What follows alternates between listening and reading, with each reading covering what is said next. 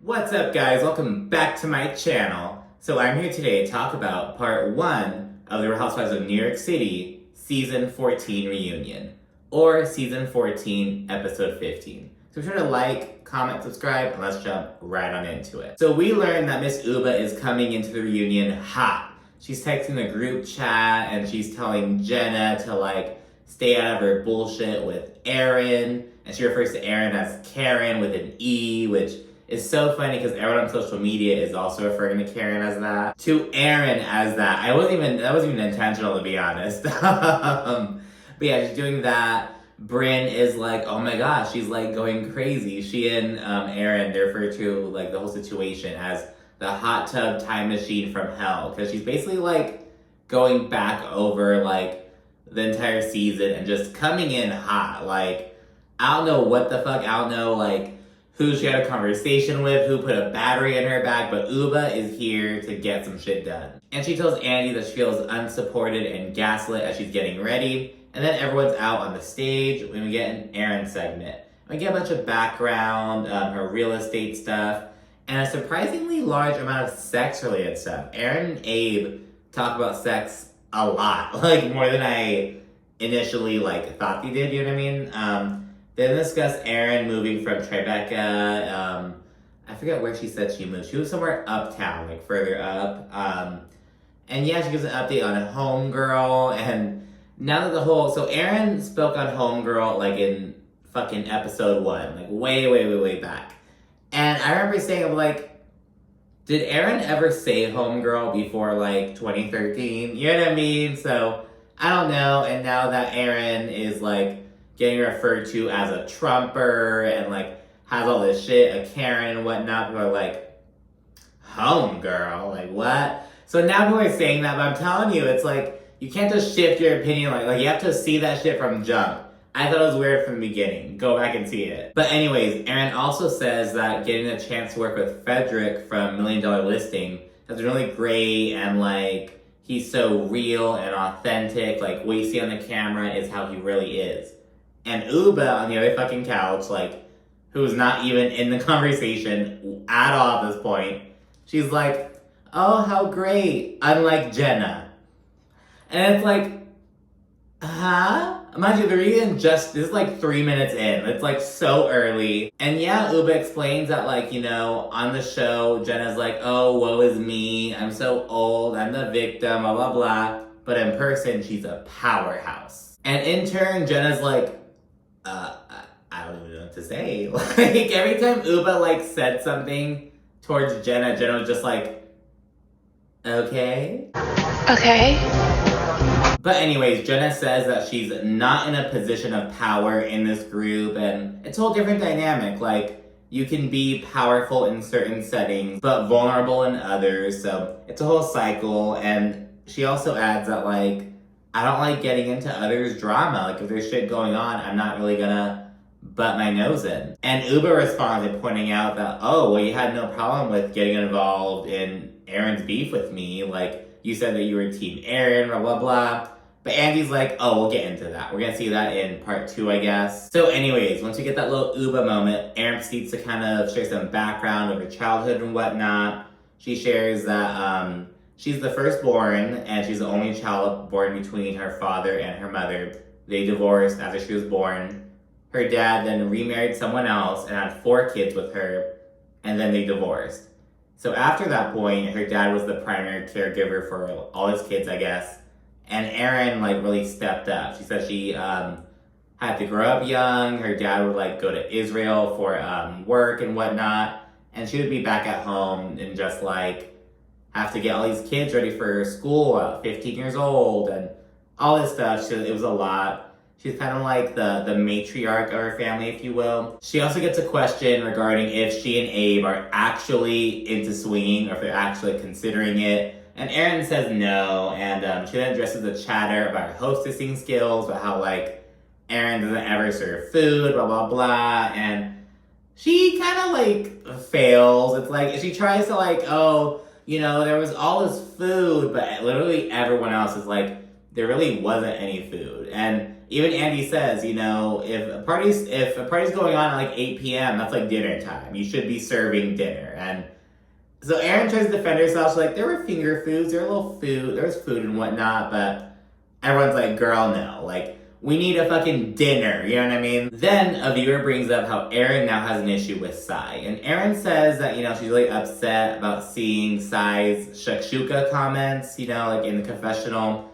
Shit that happened like on episode 3. And Erin says like something switched in Sai. But Sai says that Erin just lies and she fails to own her shit. She doesn't take accountability. So Erin and Sai are butting heads now, I guess. Throwing it back even further, back to episode 1, Sai brings up Erin commenting on the cheese situation during a podcast. And Sai says it's an example of Erin lying. And she plays a little interview clip. Erin just saying, oh yeah, Sai came over and she was like, oh, you only have cheese? You're only serving cheese? Like with like an attitude. And Sai's like, I never said that, Erin. And Erin acknowledges, okay, you know, like, sure, I kind of exaggerated a little bit, blah, blah, blah. And Jessel butts in. She's like, there's so much talk about this damn cheese.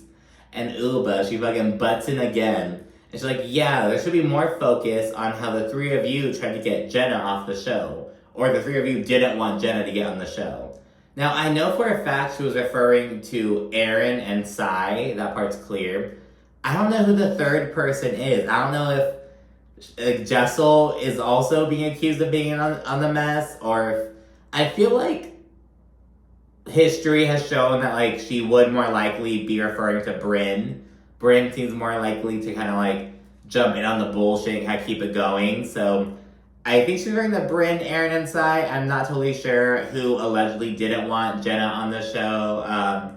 But yeah, Andy again, he's just like, okay, moving on. And people on Twitter were like, Andy, what the fuck, bro? Ubah keeps, like, dropping these gems of knowledge, and you're fucking here talking about cheese. Like, what the fuck, man? And yeah, Erin reiterates that she misspoke. And the viewer then brings up how, you know, Erin seems to come off as really rude and whatnot. But Ubah says Erin is not rude. She's very graceful and blah, blah, blah, blah, blah. But she's a shit stirrer. And she's a gaslighter. And it's like, okay, like, damn, okay, girl. And they get a Jenna segment. We kind of see what she brings to the show, like her celebrity, her closet, her fabulous apartment, all that shit. We kind of see, like, just what she brings, what she delivers. We also touch on her sexuality, her relationship with her mother, and her genetic condition, of course. And Jenna gets really emotional, reflecting on her mother and her childhood. You know, as Jenna opens up, Brynn also gets emotional. They're kind of like empathizing with each other, just like about like how they grew up not really getting love from their parental figures and whatnot and stuff like that. With Brynn's a little different because Brynn had her grandmother at least, but she didn't have her mom and dad, you know what I mean? But Jenna only had her mom, and her mom was emotionally distant. But yeah, and Brynn, she acknowledges how, you know, she's kind of afraid to have kids due to like how she didn't really get love while growing up, and she's kind of like nervous about that.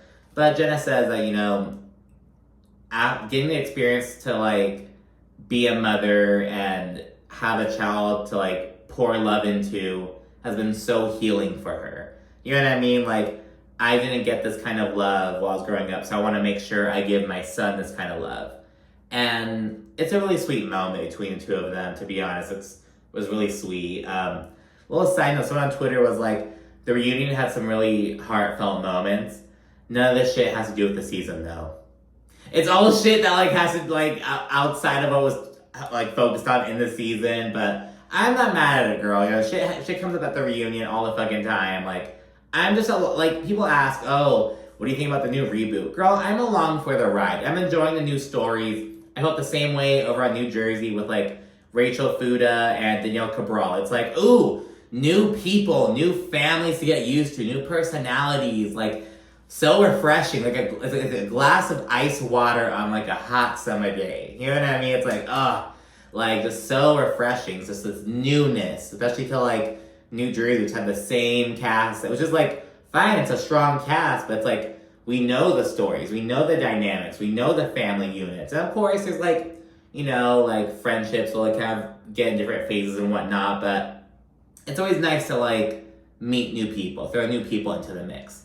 I'm enjoying the ride. Ubah and Bryn then take a moment to kind of reflect on the audience support they received after sharing their personal stories, and Ubah in particular gets very emotional. She says she's gotten messages from people saying, oh, I wasn't very close to my mother, but then I heard you share your story and just being like how much you miss your mother, and it made me want to reach out to her. And Ubah says it was really touched her and she'd do anything to get her mother back. And it's crazy, her mother died like 10 years ago, but it's still so like raw, you know what I mean? It's like just some like, oh my goodness. Sai then acknowledges how, regarding her mother-related trauma, she hasn't really dealt with that yet, and her toughness is kind of a coping mechanism. And this bitch, Sai says that she tries to mask her brokenness with happiness and positivity and humor.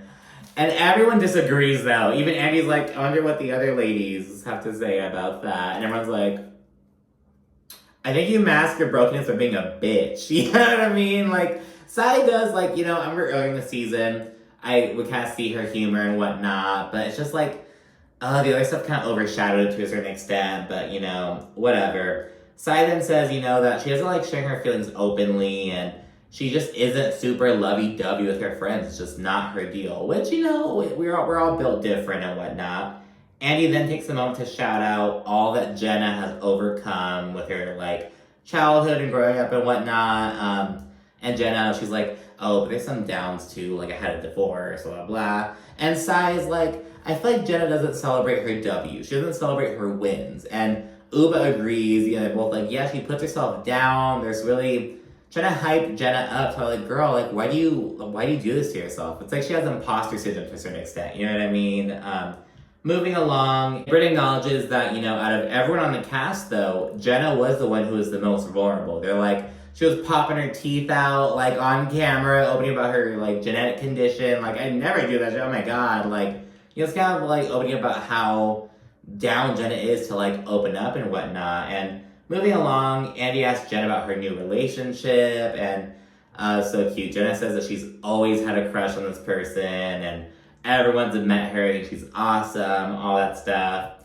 Aaron then admits that, regarding Jenna's genetic condition, or skin condition in particular, Aaron had no idea just how, like, insecure Jenna was. And Britt agrees. They both say that, like, look, it wasn't until I saw the episode and saw your confessional that I was like, oh, shit, like, wow, And yeah, Aaron says she feels bad for, like, stirring the shit over the flight situation, for saying, oh, Jenna came down early just to fly first class. No, Jenna came down early to work on her tan and get that under control. So yeah, Aaron and Bryn both kind of acknowledge that. Jenna also acknowledges that once she saw that and saw how Aaron presented it to the group, she actually texted Aaron's ass and was like, hey, I don't really appreciate this, blah, blah, blah.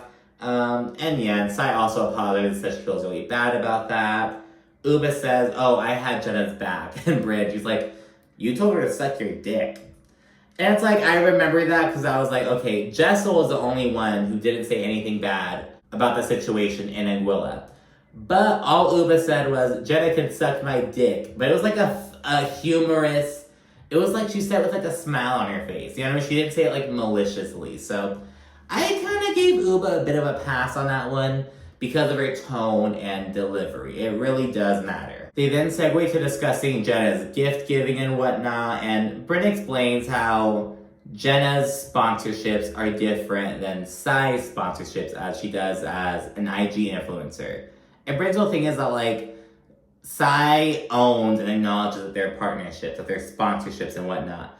Jenna just, like, gives them as gifts and just kind of passes them off as these presents, but they're really these sponsorships. That's what Bryn says. And Jenna says that there's no sponsorship angle. There's no sponsorship whatsoever. Jenna admits, I just had this shit in my closet. These are old collaborations that, like, aren't available in stores anymore. I just love to give them out. Like, fuck it. So I, like, get that. Sai says that Jenna's gift giving didn't feel genuine at first. She was like, why is this girl, like, trying to buy me, blah, blah, blah. But over some time, Sai realized, oh, she's just, it's like her love language. She likes to give gifts. It's her thing. A viewer then asked if Brynn was resentful towards Jenna regarding, like, how the others treated her better. Because remember how early in the season, there were a few different times where Brynn was, like, really upset that Jenna was, like, getting preferential treatment, essentially. And Brynn says that, you know, it was more geared towards Aaron and how Aaron was acting, how Aaron was, she wasn't mad at Jenna because Jenna was getting treated differently. She was mad at Aaron for treating Jenna differently. You get what I'm saying? Like, her anger wasn't towards Jenna, it was towards Aaron. And yeah, and Ubah agrees, you know what I mean? Like, oh, Aaron just kind of kisses Jenna's ass, blah, blah, blah. Another viewer mentions how, despite people asking Jenna to open up over and over again, and by people, I mean Sai, they didn't take her skin condition stuff seriously. Basically, you want her to open up, then the moment she does, it's like, you just don't, like, you become a bitch. She did the same thing with Jessel, actually. Like, oh, Jessel, you don't open up. Jessel opens up about, you know, breaking her dry spell with Pavich. Like, I don't believe her. Girl, like, this is, what? Like, what? We then get an Ubah segment, and it's all centered on her eccentricity and her boyfriend situation. No mentioning of Ubah or her mother, really, but, yeah, mostly just, like, Ubah's quirkiness and whatnot, and, the Connecticut guy stuff, which literally unfolded in, like, the last episode, or the last episode in 10 minutes of the season, but whatever. Ubah confirms that, you know, she and Mr. Connecticut are still going strong. Andy met him because I guess Ubah took him to the premiere party. All ladies met him. They gushed over him. Actually, I don't think Brynn met him for whatever reason, but everyone else seems to have met him. Ubah speaks on some family background at that point. She says that her entire family moved from Somalia to Canada, and it's her 3 sisters who all live in Vancouver. And she also has a father and a brother still. She mentioned that they're still in Canada. I don't know if they're in Vancouver as well, or in, like, Toronto or whatnot. But, so yeah, there's that. I guess all of Ubah's family is in Canada, and she's in New York City. And yeah, she also says some of her relationships in the past, that, like, oh, I've slapped every man that I've been with in public, presumably when they're breaking up with her, or when she's dumping them or whatnot. But she wouldn't do that to Mr. Connecticut, allegedly. Staying on the subject of Mr. Connecticut, Andy asked why Sai got so mad at Brynn when Sai is the one who breached Ubah's trust.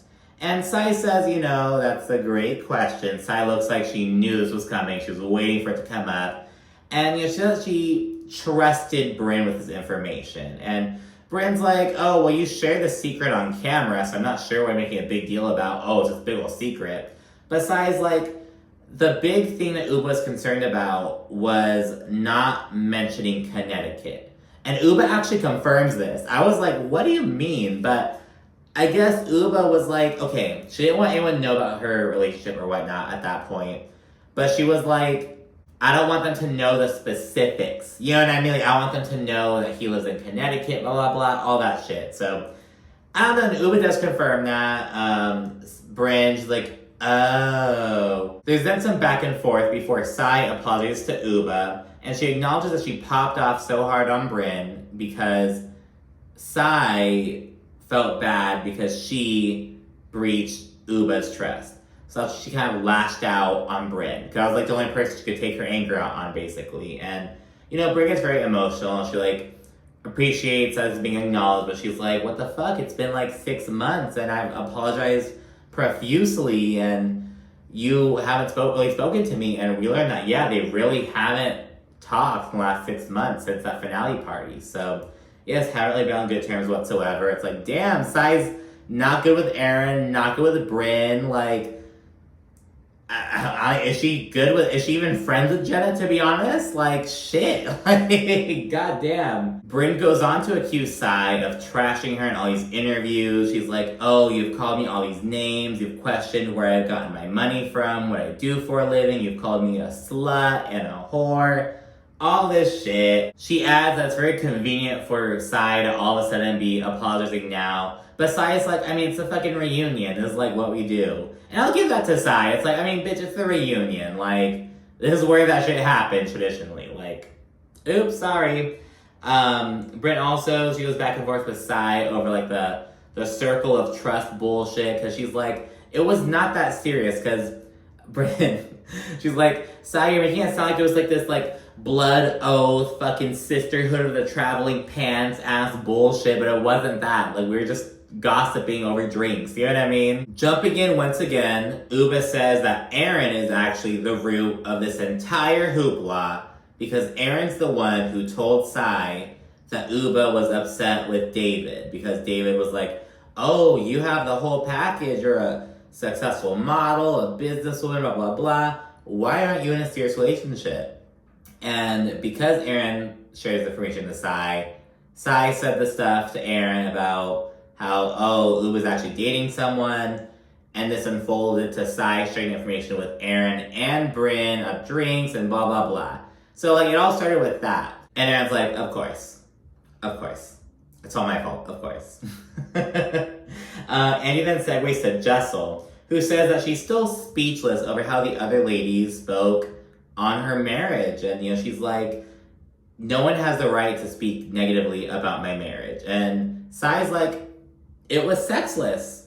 What do you want me to say? Just very blasé about it. And she denies insinuating that Pavitt was cheating, which the editors disprove. Because it's like, Aaron, you straight up work. Because she was like, Pavitt's going to Vietnam for a day. He hasn't had sex with Jessel in almost 2 years. He's going for like a single day, less than 24 hours. She also mentions how they were like roommates at first, seemingly insinuating that their whole marriage is just like not like genuine, I guess. I don't even fucking know what like Aaron was saying in that moment, but nonetheless, then focus on like the ring matter about how, oh, you mentioned how Pavitt wasn't wearing his wedding ring. And Aaron's whole thing is like, look, that was completely taken out of context. And she says that like, she did bring it up to Bryn, but it was like in a very whatever way. And it's because Aaron's like, my husband doesn't wear his wedding ring all the time. And it drives me crazy and I hate it. So that's why I wouldn't mention this on camera. And Bryn is the one who mentioned it on camera. And Bryn has that habit of being that way, but I don't mind it. Because it's like, okay, this whole, ooh, don't mention that on camera. Did you mention that on camera? It's like you're too aware of the cameras, bitch. Just fucking say it. You're on reality TV, bitch. Say it. Andy then refocuses on the status of Sai and Bryn's friendship. And they basically agree to like, look, we'll just kind of see what's up. Sai does deny ever calling Bryn a slut and whatnot, and they just want to give it time and everything. We then get a Jessel segment, and it's focused on her whole personality, because Jessel's fucking hilarious. Like, I'm sorry. Like, I genuinely think she's so funny. Her relationship with Pavitt, and it's so sweet. We get, like, a photo of her and Pavitt from back in the day when they were roommates, and it's just, like, so cute. I don't know. I love it. And, of course, their sex situation. And humorously, Andy asks about the rumors that Jessel relocated to New York City for the show. And Jessel explains, look, I lived in New York City for 10 years before I moved to LA, and that's where she had her twins and whatnot. And then Pavitt, he started a business down in Dallas, and they still have a home in Dallas. So they acknowledge that. I think that was a portion. Like, they still have a house in Dallas. But then she said they moved back to New York City about a year and a half ago, which is mighty close to the time when they were like casting, starting filming and whatnot. So yeah, the general consensus is like, Jessel, you moved back for this show, but that's okay. That's fine. Hell, Meredith, you know, she acknowledged that, you know, she and Seth move around all the time. That's why they don't own a home. That's why they rent these fabulous homes. No one's saying shit about how she, you know, oh, how long have you been in Salt Lake City? Girl, who the fuck cares? Like, no one cares. And Jessel's the star, bitch. I'm sorry. If she wants to move to New York City from Texas, girl, you fucking do it. Andy then asks Sai if she still doesn't believe that Jessel and Pavitt, you know, had sex and broke their little dry spell. And she says it's none of her business. Like, it's none of my business, blah, blah, blah. It's like, okay, Sai, I'm glad you finally realized that. However, she then fucks it up because right afterwards, Sai says, you know, I mean, from the outside looking in, it looks like they don't have a connection, but it's not my marriage. I'm not going to comment on it. And everyone's like, you just did. Like, what the fuck are you, like, that's stupid bullshit. Andy's even like, you just sandwiched your calm between, like, these two fucking things of bullshit. Jessel says that no one has the right to comment on her marriage, and, she also adds that she was going through postpartum after 4 years of IVF, and it's okay to like have these kind of things go on. And I wouldn't even call them like issues or problems. It's like we go through like peaks and valleys. It's a development. You know what I mean? Like, we're just not doing that right now. She gets emotional. Kat talks about that. Jessel then says that Aaron and Ty both implied that Padda was cheating on her because she wasn't having sex with him. And, they deny doing this. It's complete bullshit. It's like, no, own your shit. And Sai hasn't had any problem owning her shit up until now. Same thing with Aaron to a certain extent. They're both acknowledging, like, their roles in certain things. But it's like, it seems like they can't do that with Jessel. And it's like, man, fuck you guys. But anyways, it's to be continued at that point, and that's it for this episode. So thank you so much for watching, and be sure to like, comment, and subscribe. Thanks again. Bye.